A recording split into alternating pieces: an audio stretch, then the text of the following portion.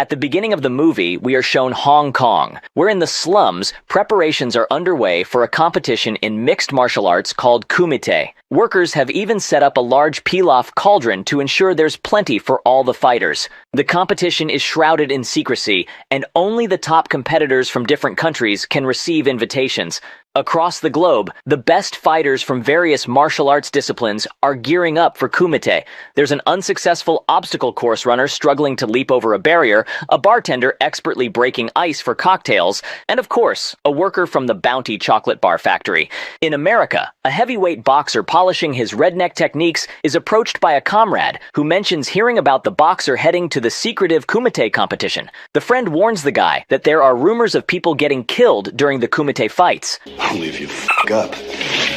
Meanwhile, somewhere in a Marine Corps gym, Captain Frank Dux practices kicking on a speed bag. A fellow Marine informs him that the colonel wants to talk to him before Frank goes on leave, as he disapproves the Frank's plan to go to Hong Kong. Frank asks for a moment to get a shower. Tell him I'll be right there after I take a shower.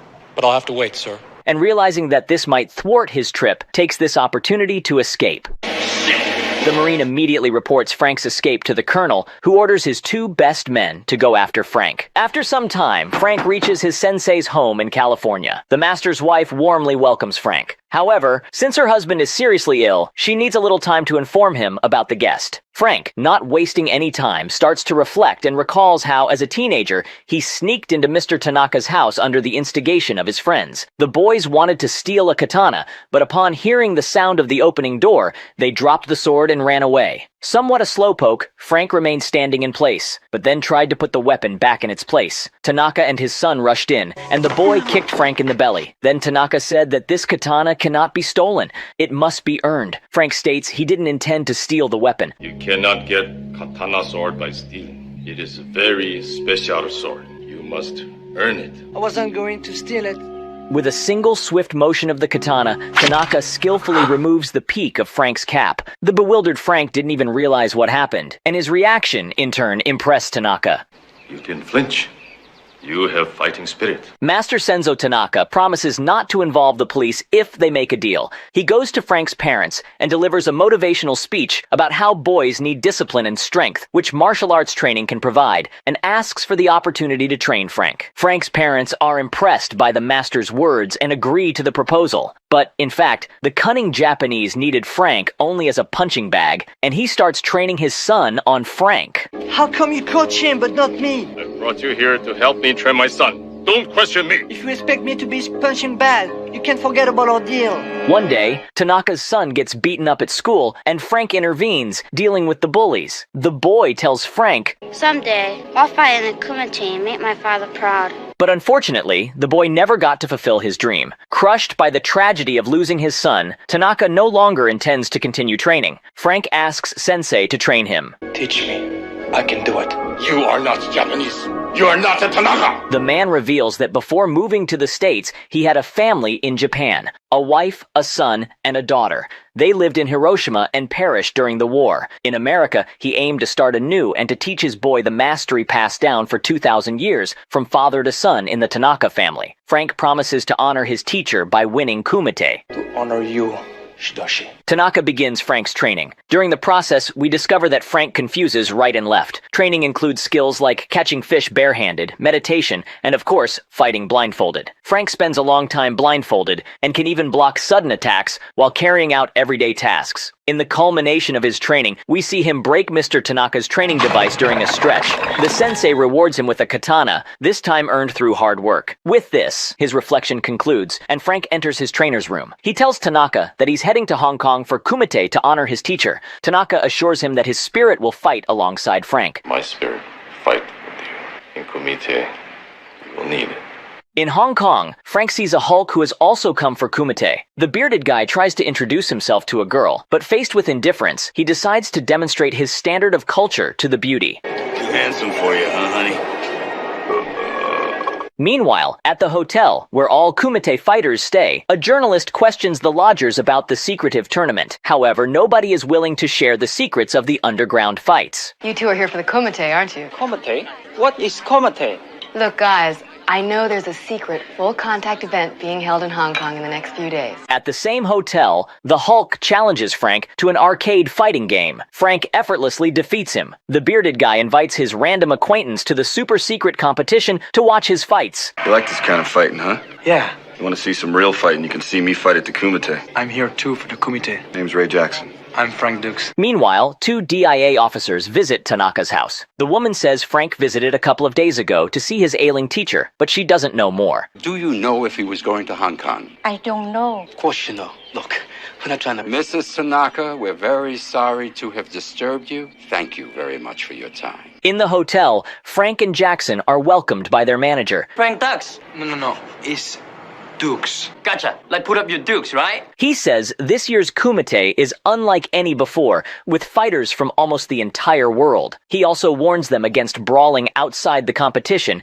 as it could lead to expulsion. The manager leads them to the building where the competitions will take place. It turns out the actual event is in mainland China, not Hong Kong. Once you step out of the sunlight into the narrow corridors, it's time to protect your nuts, guys. During registration to the Kumite, Frank shows his invitation, stating he represents the Tanaka clan. You don't look like Tanaka. Shidoshi Tanaka trained me. What's the difference if Bruce Springsteen is a Shidoshi? The organizers doubt that Frank could have trained under Master Tanaka and ask him to prove it with his skills. Big.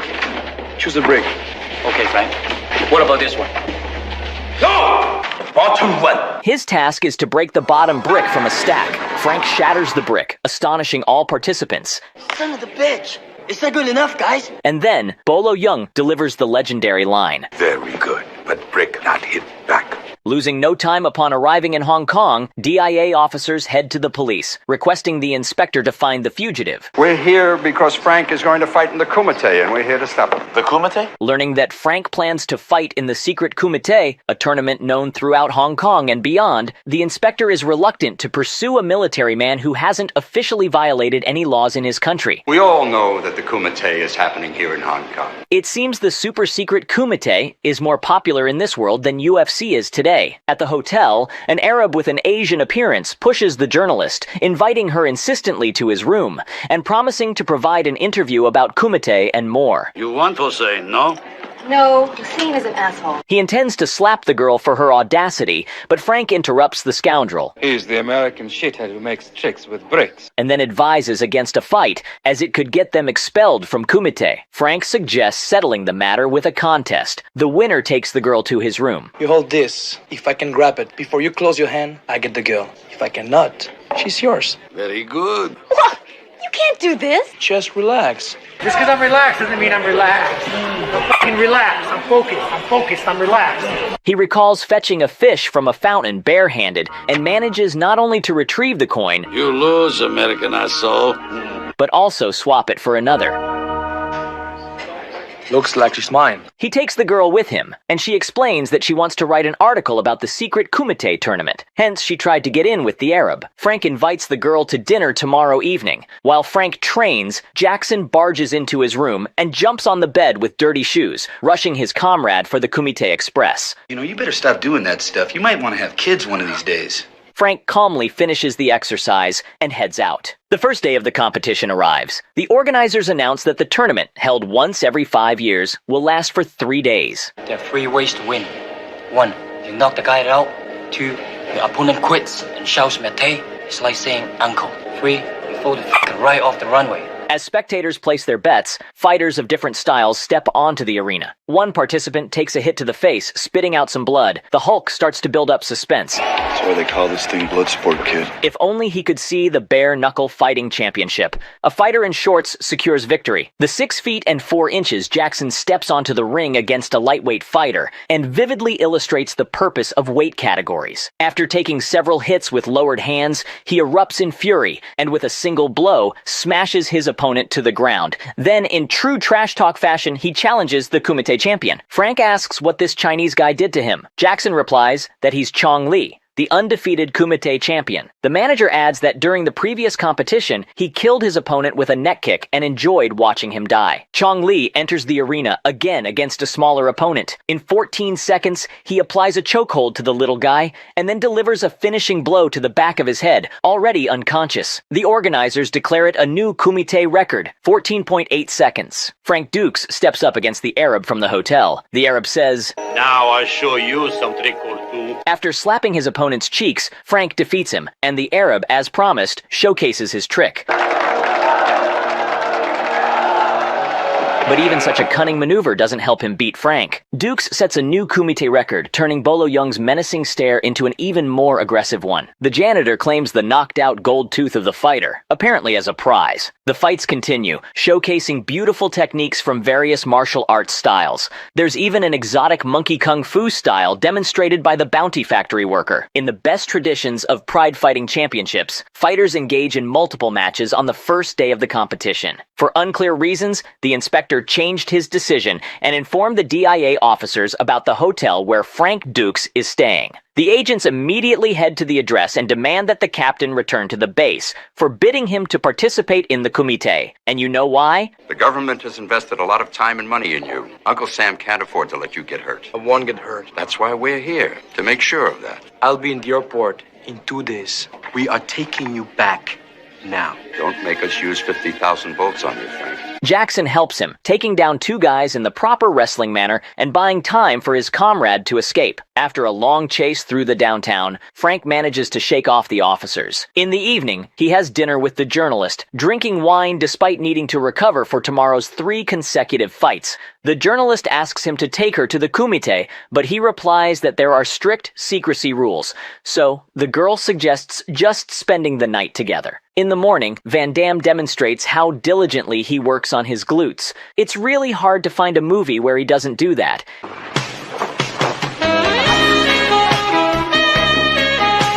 You know what is you?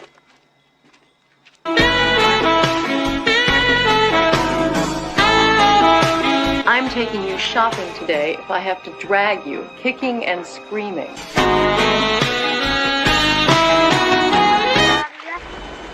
Such a poser. He bids farewell to his girlfriend, agreeing to meet in the evening. At the Kumite, he encounters Jackson, who tries to replicate his brick-breaking trick. Take a brick. Any brick. I know. Bottom one, right? See? Not a scratch on it. Locked him. Neither is this. For you. There, he also finds his journalist, who somehow infiltrated the tournament, attaching herself to one of the managers. A series of fights begins, a spectacle enjoyed by the crowd, except the journalist, as she is uncomfortable with the violence on the ring.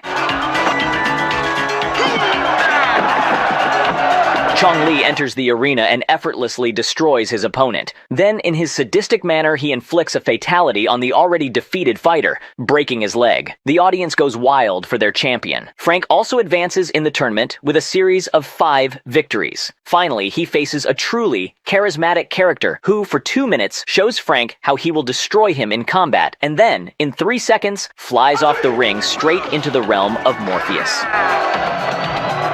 The monkey-style guy, fighting against the heavyweight wrestler, gets into a devastating hold, and with joy and satisfaction, the heavyweight breaks his spine. It seems Chong Li has found a competitor in this field. Then, however, Dux faces him. The opponent helps him stretch a bit before the fight. Then he performs his spine-breaking move, with an incorrect grip, by the way. Here's the really important one to always state. Never do this one. Oh, yeah. Breaks your fingers.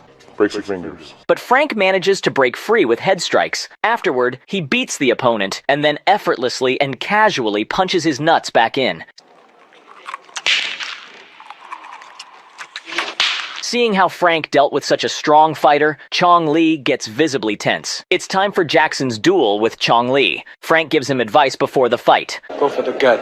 It's soft there. What the hell are you talking about? Chong Li's weak in the gut. That's how Paradise surprised him. Hey, you listen to me? Go for the stomach. Stay away from his right leg. Will you stop worrying, Frankie? I've got it under control. You sound like my mother, man alive. However, in the match, the Hulk knocks the champion out in a few seconds, but makes a fatal mistake. He prematurely starts gloating, thus giving Li enough time to recover. Keep going!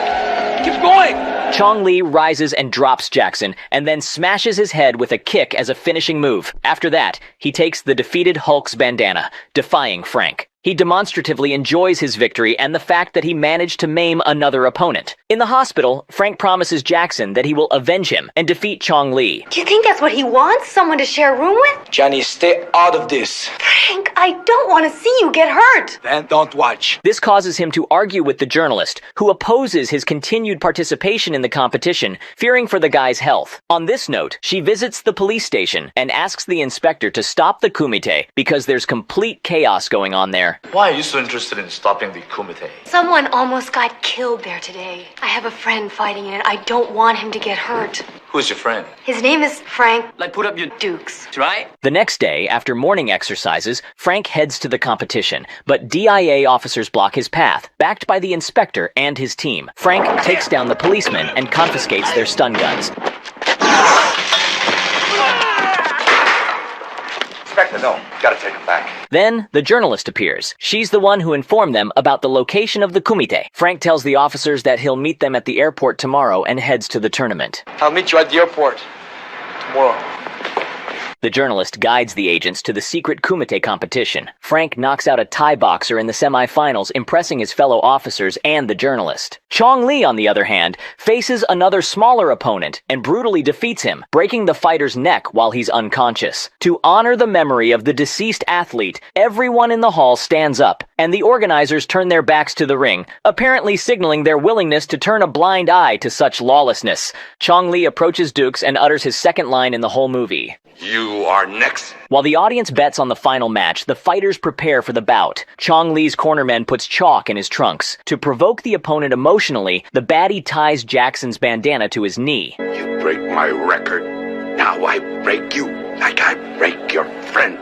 You see, Bolo Young is quite talkative in this movie. The fight begins. From the very first seconds, Frank delivers several powerful kicks to the opponent's head. Chong Li tries his best to show that they mean nothing to him. However, Frank confidently leads in the fight and knocks the big guy down. While Frank shows off, one of the managers gives him a sound advice, which Frank resolutely refuses to use. Such a poser. In the meantime, Chong Li takes chalk from his trunks, grinds it into powder, and uses it to blind his foe. Then he starts beating Frank up, taunting him at the same time. Frank takes control of his emotions and remembers how Tanaka taught him to fight with blindfolded eyes. After that, he blocks Chong Li's attack, and ultimately, he defeats his opponent blindly and makes him surrender by uttering the name of the Paraguayan tea. Stand!